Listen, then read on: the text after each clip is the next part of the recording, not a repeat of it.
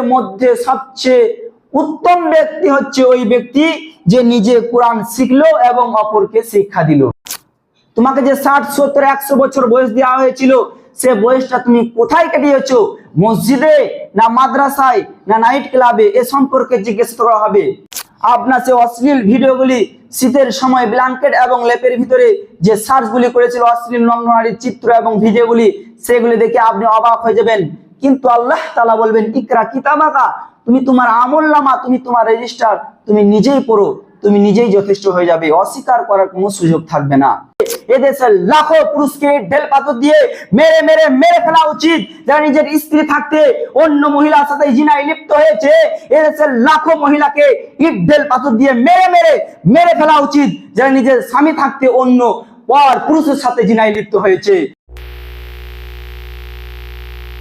আলহামদুলিল্লাহি রাব্বিল আলামিন, আসসালাতু ওয়াসসালামু আলা রাসূলিহিল কারীম ওয়া আলা আলিহি ওয়া আসহাবিহি আজমাইন। আম্মা বাদ, ফাউযু বিল্লাহি মিনাশ শাইতানির রাজীম। বিসমিল্লাহির রহমানির রহিম। ওয়ালা তারকানু ইলাল লাযিনা যালামু ফাতামাসসাকুমুন নার। আল আয়াহ। বিসমিল্লাহির রহমানির রহিম। ওয়ালা তাকরাবুজ জিনা ইন্নাহু কানা ফাহিশাতাও ওয়া সাআ সাবিলা। وقال نبي كريم صلى الله عليه وسلم في الحديث المبارك اغتنم خمسا قبل خمس شبابك قبل حرمك وصحتك قبل سقمك وغناك قبل فقرك وفراغك قبل سقلك وحياتك قبل موتك. وقال الشاعر, ইসলামে তুমি দিয়ে কবর, মুসলিম বলে করো ফখর। ইসলামে তুমি দিয়ে কবর, মুসলিম বলে করো ফখর। মুনাফিক তুমি সেরা বেদিন, ইসলামে যারা করে যাবে তুমি তাহাদেরই হও তবে, তুমি জুতো বাবা তাই অধীন। নামাজ রোজা শুধু ভরং, ইয়া ওয়া পরে সেজেছ সং। ত্যাগ নাই তোর এক ছিদাম, কাঁড়ি কাঁড়ি টাকা করো জোরো। ত্যাগের বেলায় জোরো সরো, তোর নামাজে আছে কি দাম। শ্রদ্ধেয় সম্মানীয় আজকের এই জুম্মার মুসল্লিগণ ও পর্দানসীন মা ও বোনেরা ও ভগ্নীগণ, সমস্ত গুণগান সমস্ত গুণকীর্তন সেই মহান রব্বুল আলামিনের জন্য, যিনি 7 আসমান এবং 7টি জমিনকে ধাপে ধাপে সৃষ্টি করেছেন। শুধু তাই নয়, আমাদেরকে আশরাফুল মাখলুকাত করে তিনি দুনিয়াতে সৃজন করেছেন বা পাঠিয়েছেন, আনাচে কানাচে মানুষকে পাঠিয়েছেন, যিনার প্রশংসা শেষ করা যায় না, যাচ্ছে না এবং যাবে না। তাই সকলে বলি আলহামদুলিল্লাহ। তারপরে পরে আমার নবী, সারা বিশ্বের নবী, মহানিতা মহানায়ক পথের দিশারি মা আমিনাল্লাহ নবী মরুদুলাল আকাই তাজদের মাদানী জনাবি আহমদ মুস্তফা মুহাম্মদ মুস্তফা সাল্লাল্লাহু আলাইহি ওয়াসাল্লাম, যিনি এই অশান্ত পৃথিবীকে শান্তির নীড়ে প্রেরণ করেছেন। ইনার উপর লাখ কোটি দরুদ ও সালাম বিবর্ষিত হোক। আল্লাহুম্মা সাল্লি আলাইহি আল্লাহুম্মা বারিক আলাইহি। আমি আপনাদের সামনে দুটি কোরআনের আয়াত এবং একটি হাদিস পাঠ করেছি। এই কোরআন এবং সেই হাদিসকে সামনে রেখে আমার বক্তব্য জবনিকা টানবো। আমা তৌফিকি ইল্লা বিল্লাহ। সম্মানীয় উপস্থিতি, শুধু যুবক বয়সের গুরুত্ব এখান থেকে ফুটে ওঠে না, বরং সার্বিকভাবে সকল কিছু পৃথিবীর বাস্তবতা বিবেচনা করলেও গুরুত্ব ফুটে ওঠে। কিন্তু অত্যন্ত দুঃখজনক হলো যে আজকে আমাদের যুবক সমাজ, তরুণ সমাজের নৈতিক অধপতন, নৈতিক পদস্খলন, চারিত্রিক অধপতন যা ভাষায় প্রকাশিত নয়। এখানে আরো একটি কথা আমি আপনাদেরকে বলতে চাই যে পৃথিবীতে যত জাতি রয়েছে, সকল জাতি কোশ্চিনকালেও উন্নত হতে পারবে না যতক্ষণ না তাদের তরুণ সমাজ উন্নত না হবে এবং এই জাতি অধপতিত হবে। যে জাতি তরুণ সমাজকে নৈতিক চরিত্র অধপতিত করে। এই নৈতিক চরিত্র অধপতিত করার কারণ সবচেয়ে বড় মাধ্যম হচ্ছে তিনটি। এক, আল খামর, নেশাদার দ্রব্য, বিড়ি, সিগারেট, গুল, বিমল, দিলরুবা আজ বিশ্ববিদ্যালয়ে ব্যাপকতা লাভ করেছে। দুই, আল মাইসির, জুয়া, যেটা গোটা ভারতবর্ষের অলিগলিতে যুব সমাজের মধ্যে, যুবকদের মধ্যে প্রচালিত হচ্ছে এই জুয়ার আসর। তিন, আর জিনা, জিনায় লিপ্ত হওয়া, অবৈধ সম্পর্ককে, প্রেম ভালোবাসাকে তুমি যদি ভালোবাসা বলো তাহলে তুমি ইসলামকে অপমান করলে। অবৈধ সম্পর্ককে, প্রেম ভালোবাসাকে জিনা বলতে হবে। আর এই জিনা তরুণ সমাজকে ধ্বংসের দিকে ঠেলে দিয়েছে।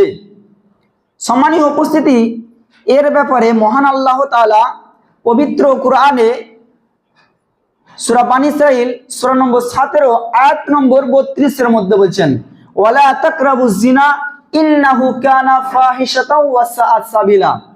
অর্থাৎ তোমরা জিনার নিকটবর্তী হয়ো না, এটা অশ্লীল এবং নিকৃষ্ট পথ। সম্মানীয় উপস্থিতি, এই জাহেলিয়াতে মহাসংগ্রামে পৃথিবীর বুক থেকে জাহেলিয়াতকে দূরে সরিয়ে ইসলামের আলোয় আলোকিত করতে গিয়ে সবচেয়ে বেশি সহযোগিতা করেছিল আমার এই যুবক ভাইরা। কিন্তু বড় দুঃখের কথা, যারা একদিন বাঘের বাচ্চা ছিল, যারা একদিন সিংহের বাচ্চা ছিল, যারা ইসলামকে ছোট হতে দেয়নি, তারাই আজকে সমাজে কলুষিত কাজে উঠে পড়ে লেগেছে। আপনি চারিদিকে দেখুন, প্রত্যেকটি যুবক অন ইসলামিক কাজের সাথে জড়িত। অথচ এই যৌবনকালের গুরুত্ব কত জানেন?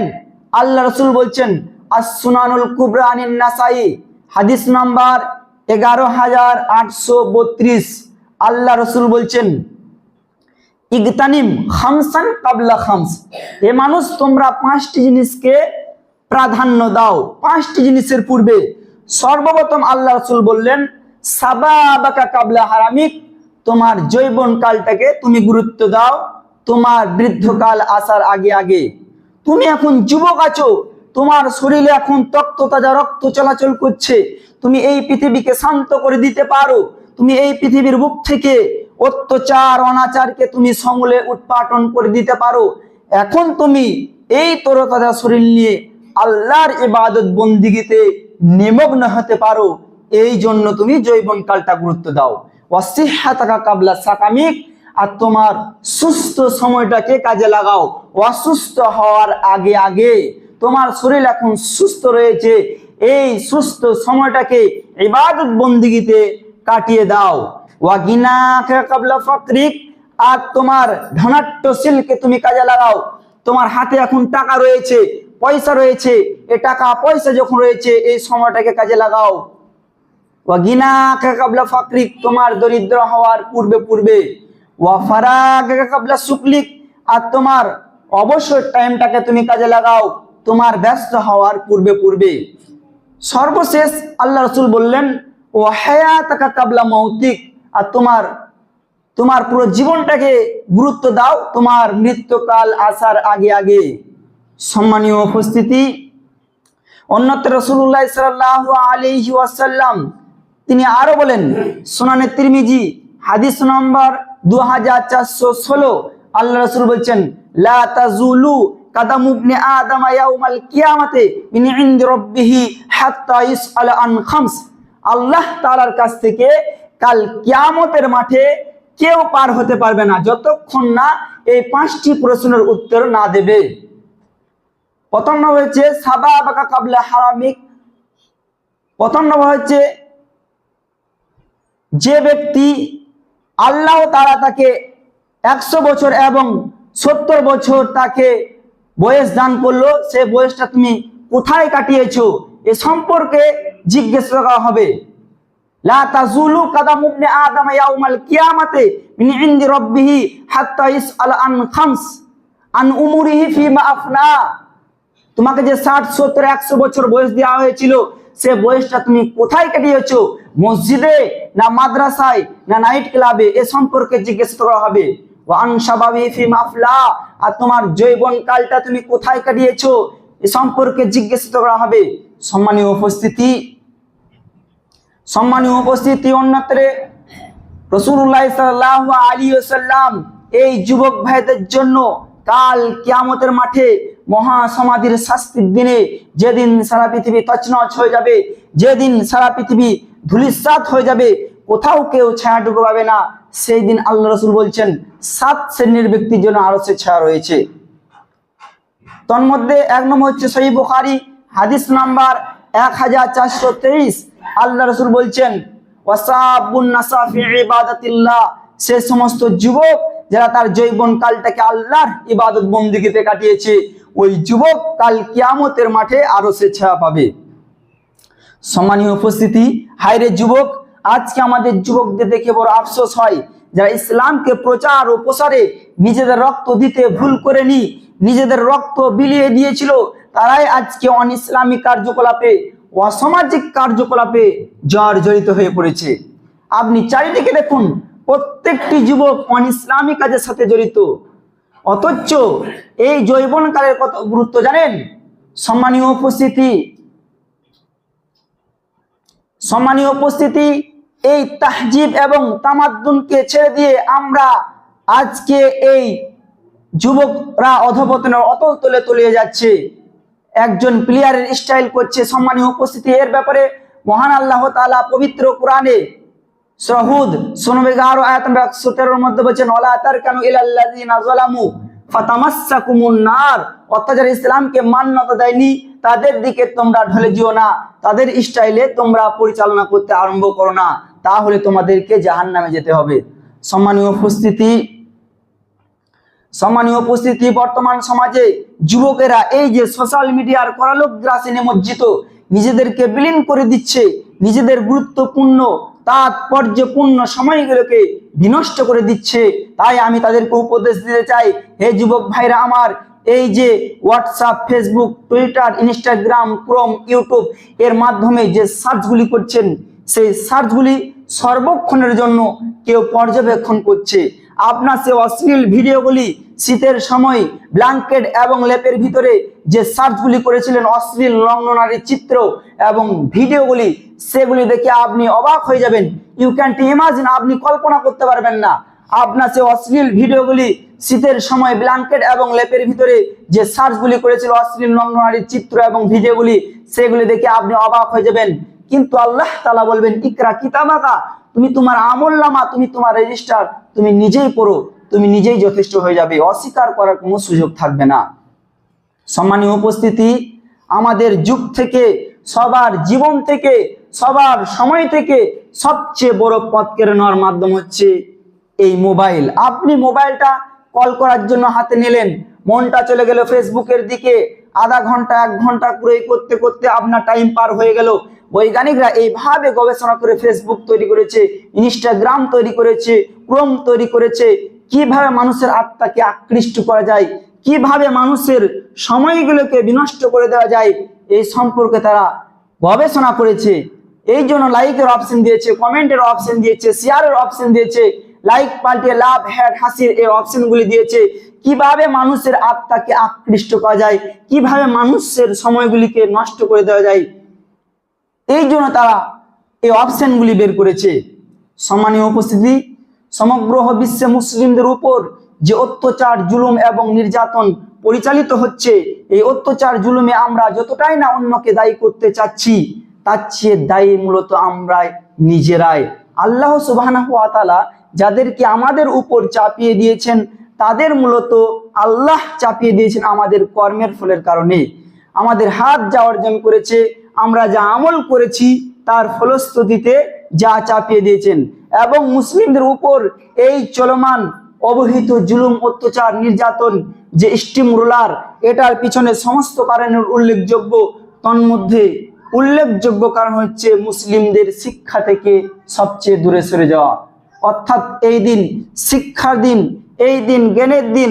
রাসূলুল্লাহ সাল্লাল্লাহু আলাইহি ওয়াসাল্লাম জাহেলি যুগে প্রেরিত হয়েছিলেন। জাহাল শব্দ অর্থ হচ্ছে মূর্খ, জাহেলিয়াত হচ্ছে মূর্খতা এবং অজ্ঞতা। তা রাসূল সাল্লাল্লাহু আলাইহি ওয়াসাল্লাম এই মূর্খ যুগে প্রেরিত হয়েছেন। এই মূর্খ এবং অজ্ঞতাকে তিনি দূর করেছিলেন ইসলামের আলো দিয়ে, তথা ইসলামের অপর নাম হচ্ছে জ্ঞান এবং শিক্ষা। এই জন্য পুরো ইসলামটা জ্ঞানের ওপর নির্ভরশীল। রাসূলুল্লাহ সাল্লাল্লাহু আলাইহি ওয়াসাল্লাম হাদিসের মধ্যে বলেছেন, আল উলামা ওয়ারাসাতুল আম্বিয়া লা ইউআরিসুনা দিনারান ওয়ালা দিরহামান বাল ইউআরিসুনাল ইলম। নিশ্চয় আলেমগণ হচ্ছে নবীদের উত্তর শরীফ, আর নবীরা তাদের উত্তরাধিকারী। তিনারা ধন সম্পদ ছেড়ে যায়নি, দিনার দিরহাম ছেড়ে যায়নি, টাকা পয়সা ছেড়ে যায়নি।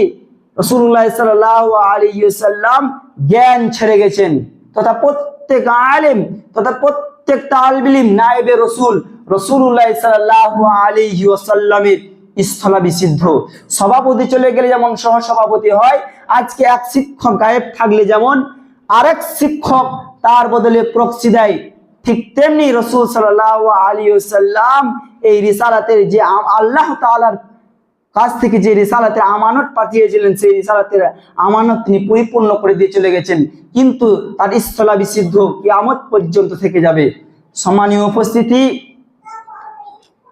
এই জ্ঞান শিক্ষা অর্জন করা প্রত্যেক মুসলিমের জন্য ফরজ। কেননা এর ব্যাপারে রাসূলুল্লাহ সাল্লাল্লাহু আলাইহি ওয়াসাল্লাম হাদিসের মধ্যে বলছেন, তলাবুল ইলমি ফারিজাতুন আলা কুল্লি মুসলিম। প্রত্যেক মুসলিমকে জ্ঞান শিক্ষা অর্জন করা ফরজ।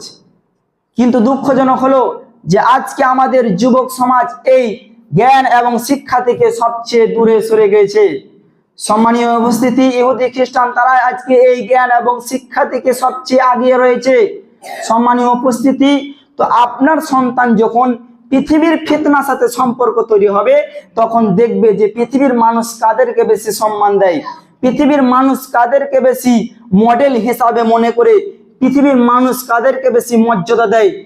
তখন দেখবে যে পৃথিবীর মানুষ একজন ক্রিকেটারকে বেশি সম্মান দেয়, একজন শিক্ষাধীরের চেয়েও একজন ক্রিকেটারের ছক্কা দাম বেশি দেয়। এই যুবক জাহেল, এই যুবক মূর্খ, এই যুবক ধ্বংস হয়ে গেছে। এই যুবককে ধ্বংস হওয়ার জন্য আর কিছু প্রয়োজন নেই। আরে যুবক, তুমি কখন এত পাগল হয়ে গেলে?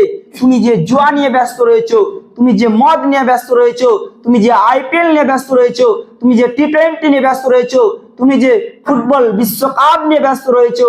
আরে যুবক, ইহুদির এটা প্ল্যান যে কিভাবে মুসলিমদেরকে খেলতামাশায় মত্ত রাখা যায়, আর ইহুদি সন্তানেরা জ্ঞানী গুণী, টাকা পয়সার মালিক, ধন দৌলতের মালিক, পারমাণবিক বোমার মালিক। আর যুবক, তোমাকে এই জ্ঞান নিয়ে আজকে তোমাকে কচুকাটা করছে। সম্মানীয় উপস্থিতি, তো আপনার সন্তান ফিতনায় পড়ে আছে, তাকে ফিতনা থেকে বাঁচানোর জন্য আদেশ দিতে হবে। ওই আকডুম বাগডুম আম পাতা জোড়া জোড়া টম এন্ড জেরি হাট্টি মাটিম না শিখিয়ে পৃথিবীর সর্বশ্রেষ্ঠ কিতাব কোরআন মাজিদ, সেই কোরআন মাজিদ আপনাকে শিক্ষা দিতে হবে। যেই কোরআন মাজিদ পড়লে এক এক অক্ষর রয়েছে 10 করে নাকি, এই কোরআন মাজিদ আপনাকে শিক্ষা দিতে হবে। সম্মানীয় উপস্থিতি, পৃথিবীর সর্বশ্রেষ্ঠ মানুষ আল্লাহর প্রেরিত নবী এবং রাসূলদের জীবন কাহিনীর সাথে পরিচিত করে তুলতে হবে। সম্মানীয় উপস্থিতি, তাকে দ্বীনি শিক্ষা দিতে হবে। কেননা এর ব্যাপারে মহান আল্লাহ এর ব্যাপারে রাসূলুল্লাহ সাল্লাল্লাহু আলাইহি ওয়াসাল্লাম হাদিসের মধ্যে বলেছেন, খায়রুকুম মান তাআল্লামাল কুরআন ওয়া আল্লামাহ। তোমাদের মধ্যে সবচেয়ে উত্তম ব্যক্তি হচ্ছে ওই ব্যক্তি যে নিজে কোরআন শিখলো এবং অপরকে শিক্ষা দিল। সম্মানীয় উপস্থিতি, তো আপনার সন্তান ফিতনায় পড়ে আছে, ফ্রি ফায়ার নিয়ে ব্যস্ত রয়েছে, তো আপনার সন্তান সন্ততিকে দ্বীনি শিক্ষায় শিক্ষিত করতে হবে। তার আদর্শ, তার নমুনা, তার ক্যারেক্টার যেন হযরত মুহাম্মদ সাল্লাল্লাহু আলাইহি ওয়াসাল্লামের মতো হয়। কেননা এর ব্যাপারে মহান আল্লাহ তাআলা পবিত্র কোরআনে সূরা আহজাবের মধ্যে বলেছেন, লাকাদ কানা লাকুম ফি রাসূলিল্লাহি উসওয়াতুন হাসানা in the life of messenger best ideal for you. অর্থাৎ রাসূল সাল্লাল্লাহু আলাইহি ওয়াসাল্লাম তোমাদের মধ্যে উত্তম আদর্শ রয়েছে। আর এই আদর্শকে আমাদেরকে মডেল হিসাবে মনে করতে হবে, নমুনা হিসাবে আমাদেরকে তার আদর্শ বলে দেওয়া হয়েছে।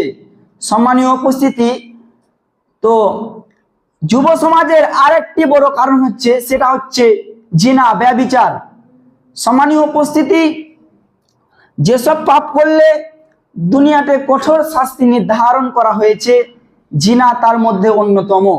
জিনাকারী বাস্তব বিচার বা সামাজিক বিচার যেমন অপমানজনক, সমাজে দুর্নাম ছড়িয়ে যাওয়াও অপমানজনক। কাজে জিনাকারী ইহকালে ক্ষতিগ্রস্ত, পরকালেও ক্ষতিগ্রস্ত।